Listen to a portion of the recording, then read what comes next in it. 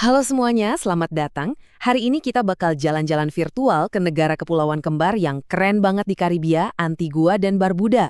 Mungkin, ya, kalian kenalnya sebagai surga tropis. Tapi percayalah, ada cerita yang jauh lebih dalam di balik pasir putihnya itu. Oke, yuk kita mulai.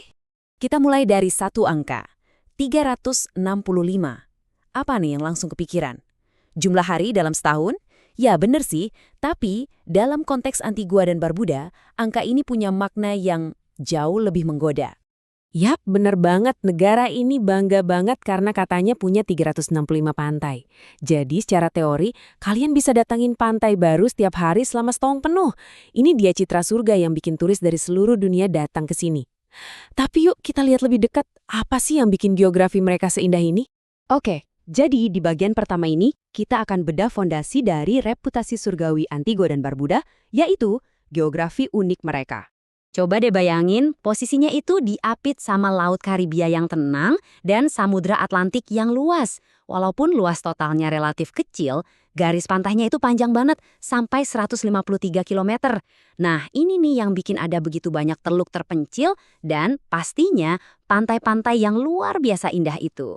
Nah, yang menarik banget tuh perbedaannya. Pulau Antigua itu asalnya dari aktivitas vulkanik, makanya ada Bogi Peak yang tingginya 402 meter.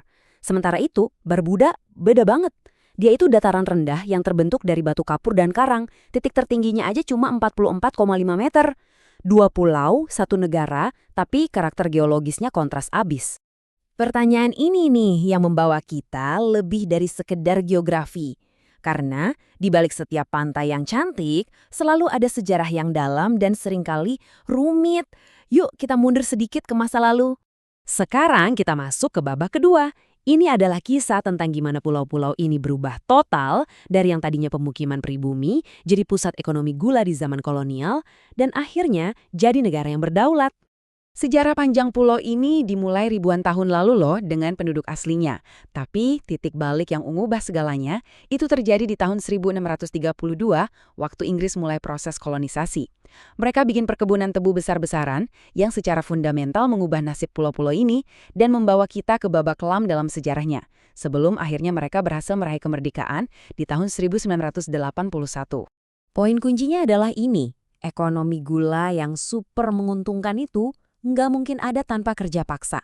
Antigua jadi salah satu pusat penting dalam perdagangan budak transatlantik. Dan warisan dari periode ini itu sangat dalam dan masih membentuk masyarakat mereka sampai hari ini. Terutama kalau kita lihat struktur demografinya. Dan data ini nunjukin buktinya dengan jelas banget. Lebih dari 87% populasi saat ini adalah keturunan Afrika. Ini adalah jejak langsung dari sejarah kelam perdagangan budak di pulau ini. Jadi sejarah ini bukan cuma cerita masa lalu yang jauh, tapi hidup dalam identitas bangsa mereka. Oke, dari sejarah kita loncat ke masa kini dan lihat gimana sih Antigua dan Barbuda berfungsi sebagai negara modern, mulai dari pemerintahannya, ekonomi, sampai budayanya yang hidup banget. Secara politik, sistem mereka itu unik. Mereka adalah monarki konstitusional di bawah persemakmuran Inggris. Artinya, Raja Charles III itu secara seremonial adalah kepala negara yang diwakili oleh seorang gubernur jenderal. Tapi pemerintahan sehari-hari ya dijalankan oleh Perdana Menteri yang dipilih secara demokratis oleh rakyat. Kalau soal ekonomi, udah nggak heran lagi. Pariwisata itu rajanya.